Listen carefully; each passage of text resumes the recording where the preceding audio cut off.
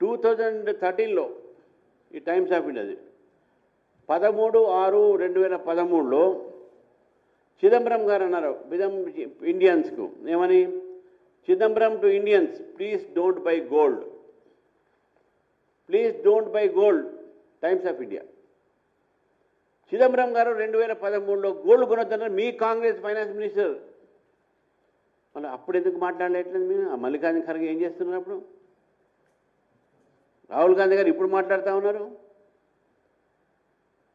ఏదైతే ప్రధానమంత్రి గారు చెప్పారో ఈ అప్పీల్స్ అన్నీ కూడా దేశం కోసము, దేశ ఒక ప్రగతి కోసము, దేశంలో ప్రపంచంలో ఆర్థిక సంక్షోభం ఉంది కాబట్టి మీరు జాగ్రత్తగా మనం ఉందాము.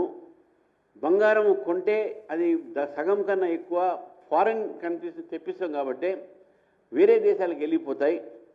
మనం ఫారిన్ గూడ్స్కి వెళ్తే మన నిధులన్నీ కూడా బయటికి పోతాయి.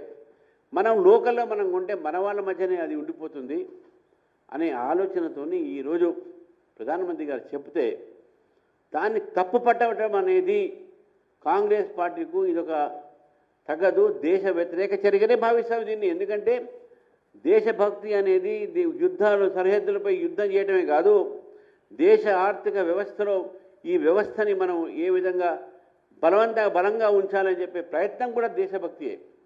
రాజకీయాలు ఉండొచ్చు కానీ ఇటువంటి పరిస్థితుల్లో రాజకీయాలు ఉండకుండా అందరం కలిసే మనం చేసుకోవాల్సిన అవసరం ఉన్నది. కాబట్టి మనం ఈ ఆయిల్ కూడా చాలా దేశాల్లో రేషనింగ్ అవుతున్నాయి, 4 లీటర్లు 8 లీటర్లు. శ్రీలంకలో అయితే 2 లీటర్లు రేషనింగ్, పాకిస్తాన్లో 8 లీటర్లు, బంగ్లాదేశ్లో 4 లీటర్లు. ఇది రేషనింగ్ ఉన్నటువంటి దీంట్లో.